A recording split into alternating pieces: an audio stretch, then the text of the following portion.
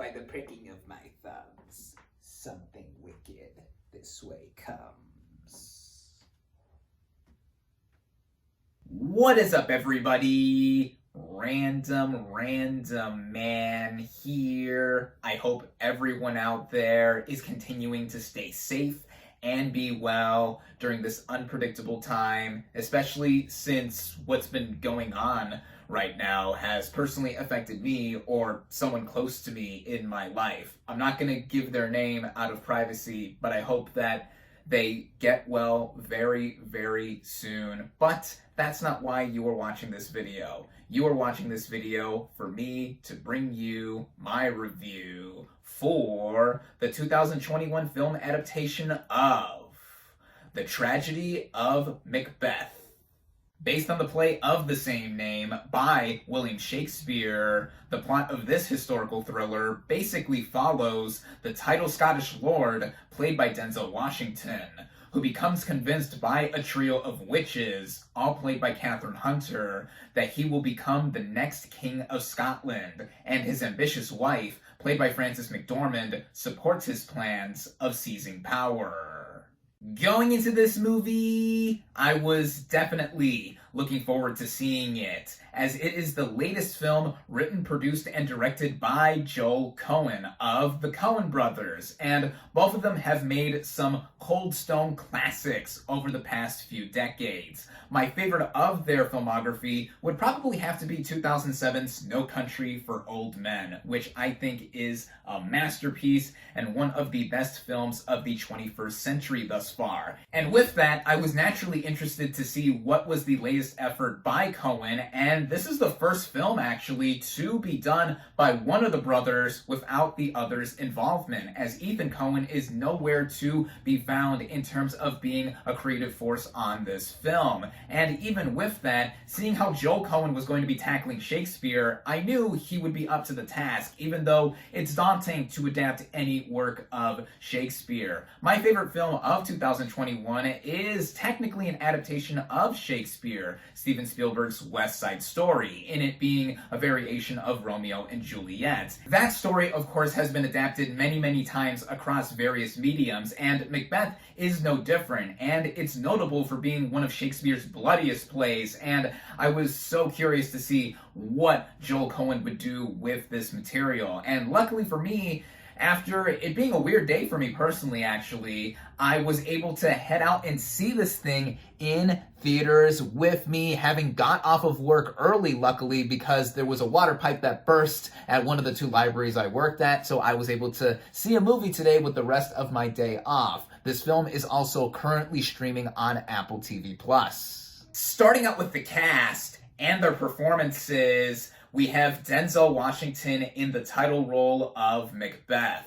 His casting in particular was one of the big reasons I wanted to see this film, as he is a titan of acting, to say the least, an absolute legend, and him doing Shakespeare, which he is no stranger to, him having done Shakespeare on film in the past before, but with this meaty of a role like Macbeth, this was something I knew he was up to the task for, and wow, he more than delivered. There is so much to be had with analyzing a character like Macbeth, and the intensity that is brought with it too, and Washington's effortless poise in being this character. He gives one of the best film performances I've seen from 2021. I would not be surprised if he was nominated for yet another Oscar for this performance. He's already been nominated for Best Actor at the Golden Globes, the Critics' Choice Awards, and the Screen Actors Guild Awards, and this film, I think, further proves why he is one of the best actors, I think, period.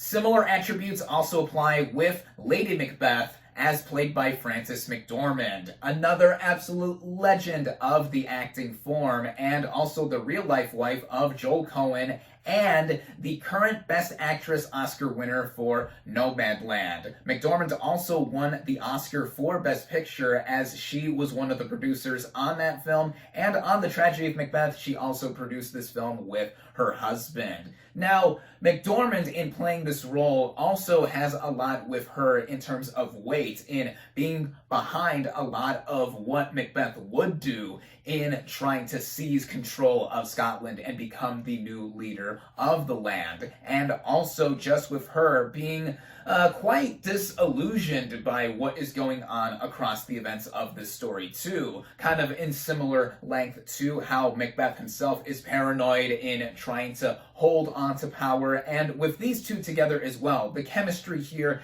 is just utterly electric. Really, I think film performances don't get much better than this when you have two legends like Washington and McDormand reciting Shakespeare on screen, as the supporting cast are also up to snuff with our main leads, especially Catherine Hunter as the trio of witches that prophesies Macbeth to be the next king of Scotland. She also plays an old man in this movie, and it further shows off her range and versatility as a performer here. Just how she contorts her body and has this really creepy aura about her whenever she speaks and just looks on screen. Wow, this is one of the standout performances of the film, too. There are many other people here, whether they had a bigger or smaller role, that I thought stood out too, like Corey Hawkins as Macduff, Moises Ingram as Lady Macduff, Brendan Gleeson as King Duncan, Harry Melling as his older son Malcolm, Ralph Ineson even shows up for a bit as well, and anyone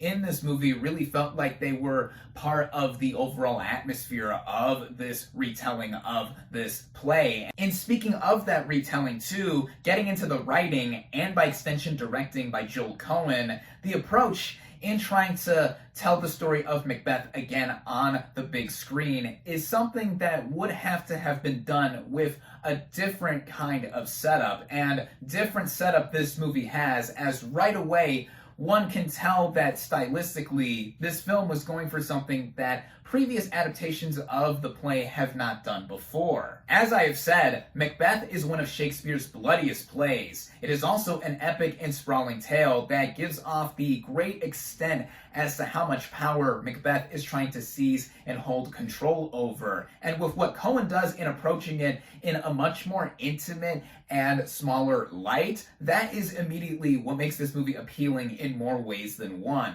The film was shot in black and white and in a 4:3 aspect ratio, and that immediately told to me that this film was going to be a lot more about the psychological aspects with Macbeth and other characters. In that sense, this film reminded me a lot of another one of recent memory, 2019's The Lighthouse, where both of them have a lot in common to where they are both done in black and white, they are both done in 4:3, and they have dialogue that is accurate to the time periods that are being portrayed. And this film has a lot to it that just really got under your skin or was very direct in the effect that it was trying to get on you, even if you don't exactly know what is going on half the time. At least that is how I felt the first time I watched it. But what a trip this was, watching this in theaters over 2 years ago. And similarly with the tragedy of Macbeth, that is how I felt watching it as well. While I am still on the topic of this movie aesthetically, it, to go further back over a century into the history of cinema, reminded me a lot with what was done in German Expressionism, like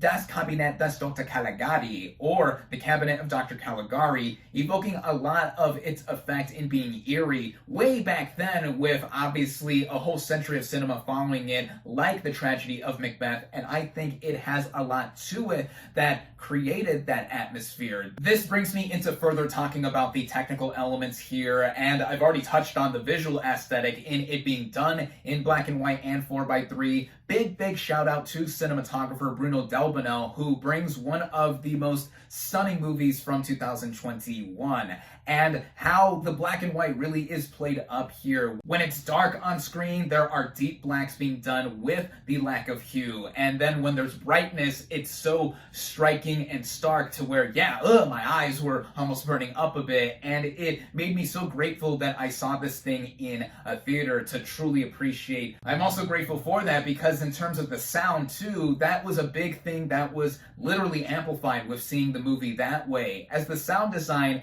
is very piercing in its overall intention too, with certain booms or bangs being done, with minimal actions like a water drop being done on a puddle or just anything else with movement. It backed up the sense of uneasiness that our main leads are having in trying to maintain power, and the original score by Carter Burwell is added on in tandem to that too, with how it drones on and is playing up the intensity of the story, despite there not being a lot of action here. Yeah, it's violent, it's bloody, like I've mentioned with how Macbeth is, but when actions do hit, they really hit directly. And I also have to give a big shout out to the editing here, because of the transitions in and out of certain sequences and frames further back up how beautiful this movie is, with it being done in black and white. And also on an editing front, the way it is all running along and paced together at an hour and 45 minutes, this makes for a compact package in total, and I would go further to say that it's one of the most accessible adaptations of Shakespeare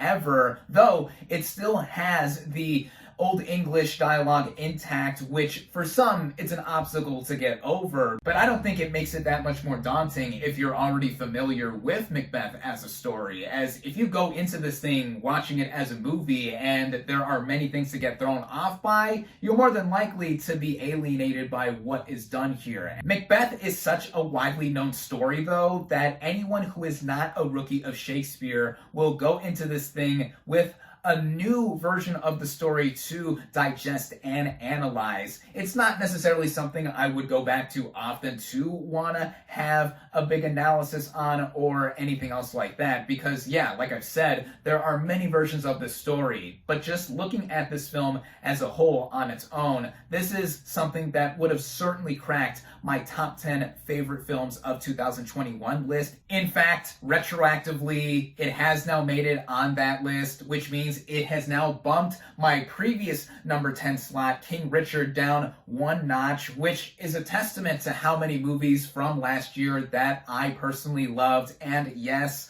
I loved The Tragedy of Macbeth. I highly recommend it. My final verdict for The Tragedy of Macbeth is 4.5 out of 5 stars.